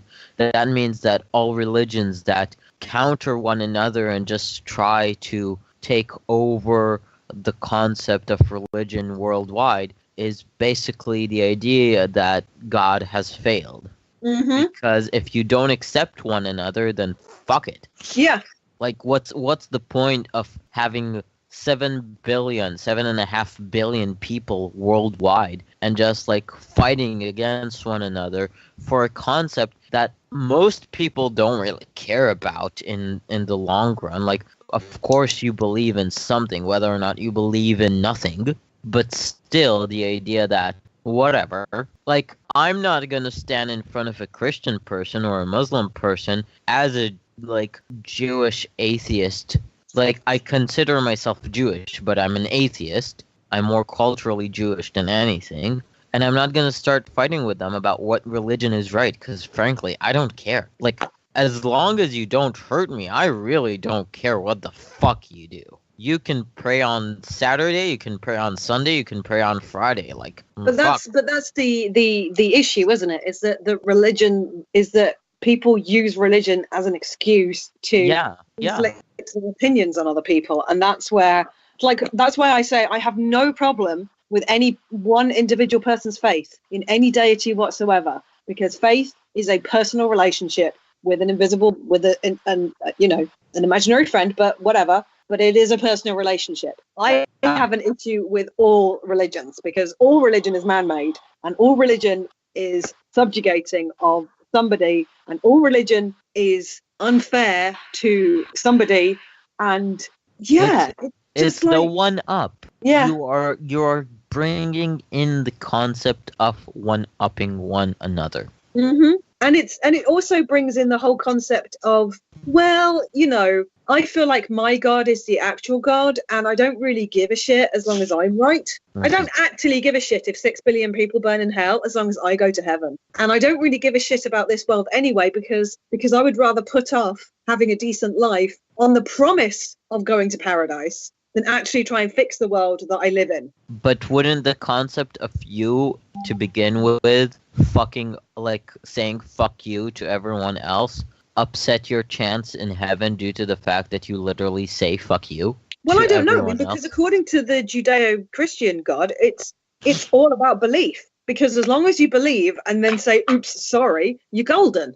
I mean, we don't have that really in Judaism, the concept of saying oops, sorry. Yeah, no, I mean, like the most disgusting, vile, pedophile serial killer in fucking Supermax in America who's about to be put to death can be like, yeah, I accept Lord Jesus Christ, I'm sorry. He goes to fucking heaven. But a kid born in Bangladesh doesn't. It's stupid. It's fucked. It's really stupid. And so gross. And so all about division rather than unity. Well, humanity has always created this drive for us against them. That's how people thrived to begin with. That's literally what drove people to create the greatest inventions in the world. The us versus them. Mm-hmm. I'm going to one up you, or I'm going to destroy you. That is how humanity prevailed, the us against them.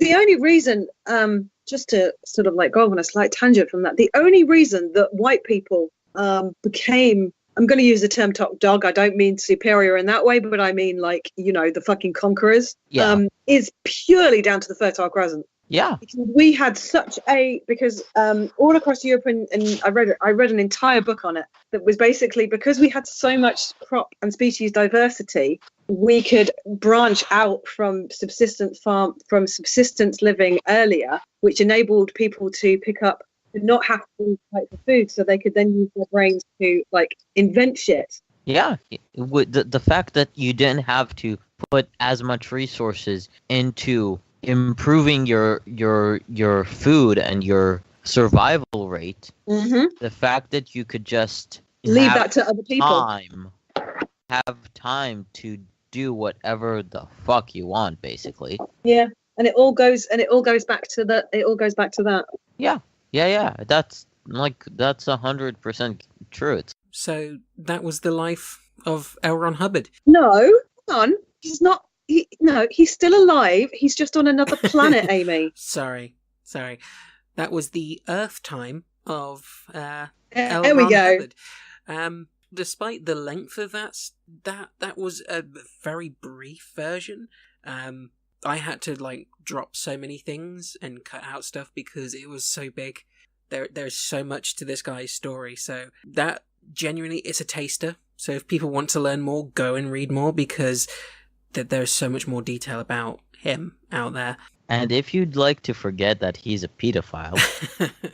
Well, now weirdly, when you first started talking to him and then you were talking about him and then you started talking about writing books, I was wondering, and then I said, oh, I think I might know who it is. Yeah. Because I thought it was, and I can't think, this is top notch, you guys, because I can't remember the name of the author or the name of the book, but bear with me. There is a really, really famous right-wing white supremacist book called the Something Diaries, the Taylor Diaries, the Thompson Diaries, something like that. And it's all about these groups of young men who blow up the government. And it was used by the Oklahoma bomber and stuff like that. And I thought when you started talking that maybe it was him. And then all of a sudden my brain went, no, hang on a minute. Oh, Hubbard. Yeah, obviously. This was one of two. There was another subject I nearly went with, which, if you two are willing, because it is coming up soon, I would like to do this again with you for episode 50. And we will try and get Chris for that one as well. Sounds Wait. good. Well, guys, if people want to find you online, where can they do that? Addy, do you want to go first? You can find me on Twitter at D_Anhang, ANHANG. You can find me on Instagram, D.Anhang, again, same, ANHANG. That's about it. You can find me on this show and see my voice development throughout the season. And yeah, that's about it until Smorgasbord gets back, and then I'm going to destroy them as well. And Han, yourself, if people want to find you, where can they do that? You can find me on Facebook, Anne Birch, BURCH. That's about it, really. Cool. Well, if the listeners enjoy this episode, you can find us online as well.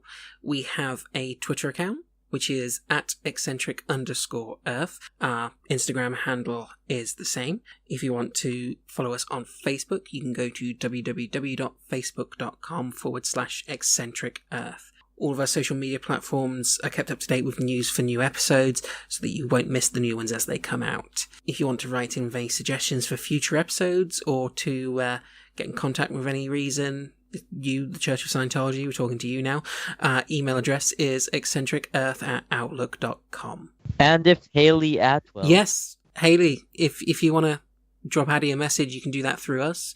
Or you have his social media now, so go wild. You can find us on all major podcast providers and on YouTube, so please make sure you subscribe so that you don't miss an episode. We're now also part of the Brit Pod Scene Network, which has dozens of amazing British podcasts, so go check them out and discover some great new shows to listen to. Well, thank you guys for coming on. This has been fun. Thank you for tolerating us. You're much better behaved than I thought you'd be. I have a list of dick jokes and pedophile jokes, but I thought that we should keep this an R rating and not XXX rating. Well, maybe you'll get to use some worse material in the 50th. Please have more blood. Depends who the person is. Please have more blood. Please have more blood. I really like the person for the 50th. It's going to be fun. Well, thank you everyone for listening, and we'll catch you in the next episode. Bye.